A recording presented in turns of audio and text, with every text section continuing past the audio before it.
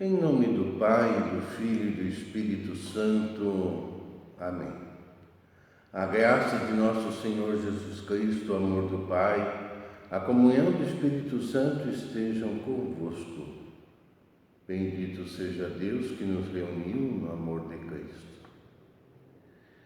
Queridos irmãos, queridas irmãs, queremos dar, de certa forma, uma continuidade da catequese anterior, que você pode verificar caso não tenha assistido, a respeito da criação do universo e a respeito da criação do homem. E hoje nós queremos falar um pouco daquilo que nós chamamos o pecado original. O que é o pecado original? Bem, antes de falar do pecado original, talvez conviesse falar de Adão e Eva. Adão e Eva, muitas vezes se perguntam, existiram? Não são símbolos?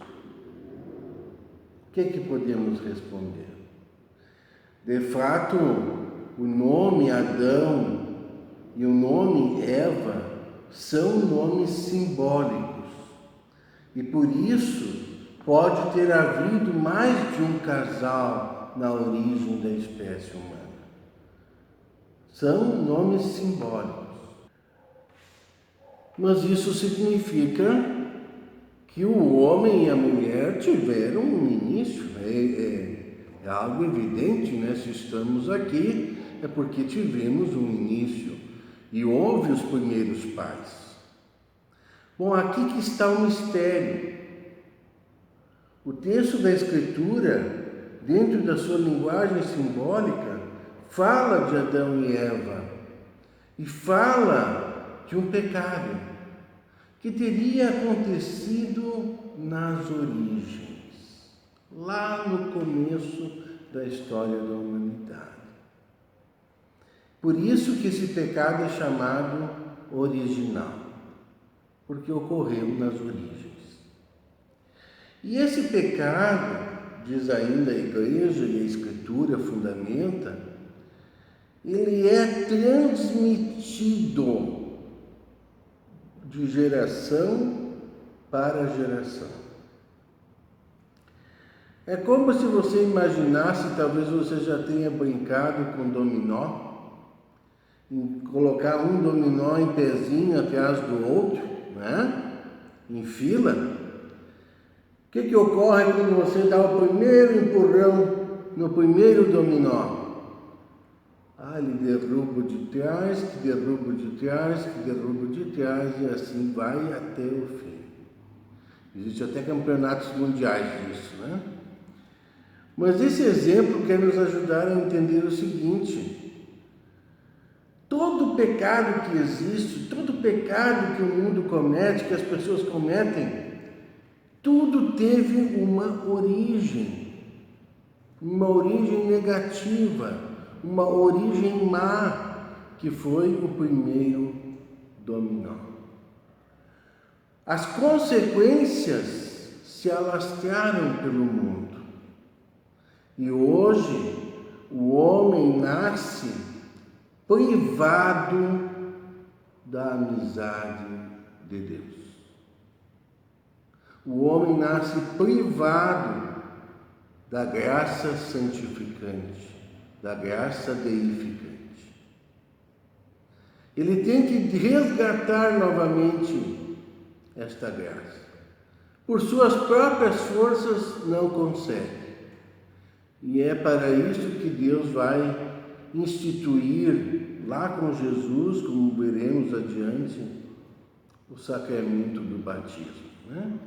Que será aquele sacramento que lava o pecado original e restitui a pessoa na sua condição e na sua dignidade de imagem e semelhança de Deus. O Catecismo da Igreja Católica nos ajuda um pouco nessa questão. No parágrafo 390, falando do pecado de Adão e Eva, falando da árvore da ciência do bem e do mal, da árvore da vida, da fruta que foi comida e que era o pecado, da serpente que tentou nossos primeiros pais e que era o diabo. Falando de tudo isso, o catecismo diz assim: o relato da queda, Gênesis 3, utiliza uma linguagem feita de imagens, mas afirma um acontecimento primordial, um fato que ocorreu no início da história do homem. A revelação dá-nos a certeza de fé de que toda a história humana está marcada pelo pecado original cometido livremente por nossos primeiros pais. Então a natureza humana, ela foi atingida por esse pecado. O homem perdeu a sua dignidade sobrenatural, de amigo de Deus, íntimo de Deus, e com isso houve outras consequências graves que atingiram também o corpo, sendo o mais grave de tudo a morte. O livro da sabedoria, na Escritura, diz que a morte entrou por causa do pecado. Ou seja, o homem tinha sido feito para ser imortal, para viver junto de Deus na sua graça e no seu amor de amigo. Mas ele perdeu essa oportunidade de ter esta vida eterna. E agora tem que passar pela terrível experiência da morte.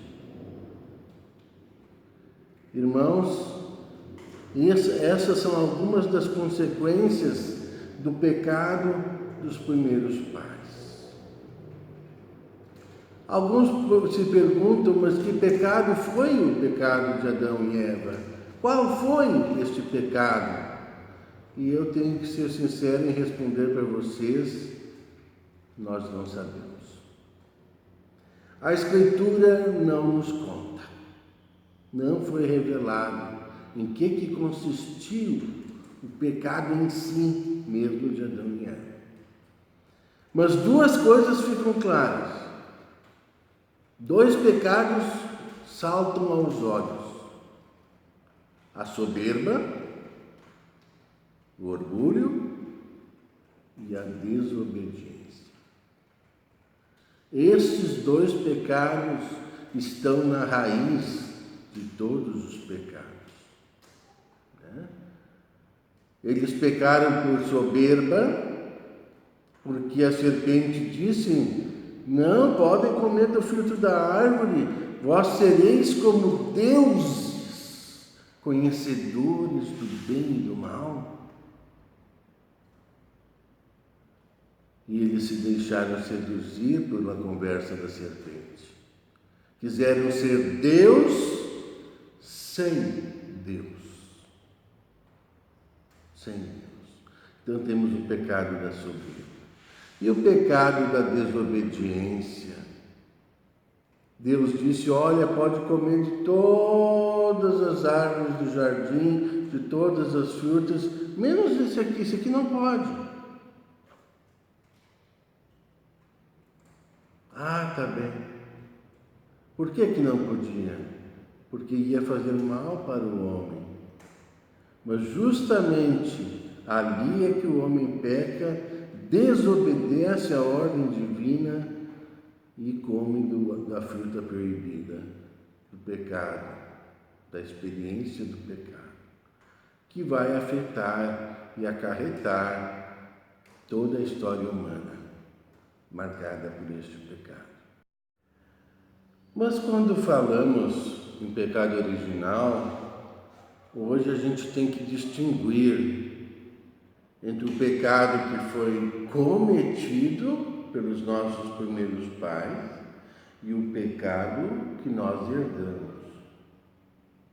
Por isso, para nós, os descendentes dos primeiros pais, nós que herdamos as consequências desse primeiro pecado, desse pecado original, nós não poderíamos falar propriamente em pecado, porque pecado implica a vontade.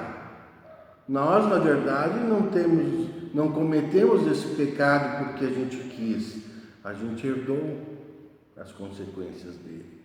Então não se pode falar propriamente em pecado cometido, mas transmitido. E nós recebemos essas consequências na nossa natureza humana, na nossa alma e na nossa vida, a qual teremos que lutar por toda a vida. A concupiscência é uma palavra que designa justamente a tendência ao mal. E esta é uma das consequências do pecado original. Paulo, esse grande apóstolo, já dizia: não faço o bem que quero, mas faço o mal que não quero. Assim também é conosco. Existe em nós, como consequência do pecado original, uma tendência ao mal, forte em nós, mais do que ao bem. De onde vem isso? Como explicar a origem desta tendência? Perguntava Santo Agostinho. E a resposta é sempre uma: é consequência do pecado dos nossos primeiros pais. Por isso teremos que usar a arma da cruz, a arma dos sacramentos, para conseguir vencer essa má tendência e assim herdarmos um lugarzinho na casa do Pai. Amém. Vamos à bênção.